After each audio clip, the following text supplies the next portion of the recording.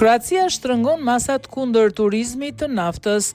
Edhe Kroacia, ashtu si shteti i fqinj Slovenia, ka marrë masa për frenimin e të ashtu quajturit turizëm karburanti nga shtetasit austriak, italian apo gjerman që po blejnë sasi të mëdha nafte e benzine për shkak të çmimit më të ulët se në vendet e tyre. Autoritetet kanë raportuar vëllime shitjesh jashtëzakonisht të larta ditë të fundit me kërkesën për miliona litra furnizim. Disa stacione të furnizimit me naftë e benzinë tashmë i kanë kufizuar shitjet e karburantit. Si mas frenuese për këtë është liberalizimi i çmimeve të karburantit nëpër autostrada, një veprim i projektuar për të dekurajuar shoferët nga vendet fqinj që të furnizohen me karburant në Kroaci. Qeveria kroate ka bërë thirrje qytetarëve vendas që të shmangin blerjet në panik, pavarësisht rritjes së kostove të karburantit.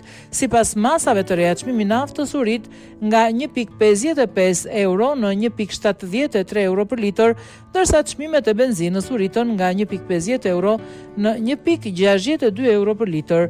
Në Sloveni lejohet një blerje maksimale prej 50 litrash karburant në ditë.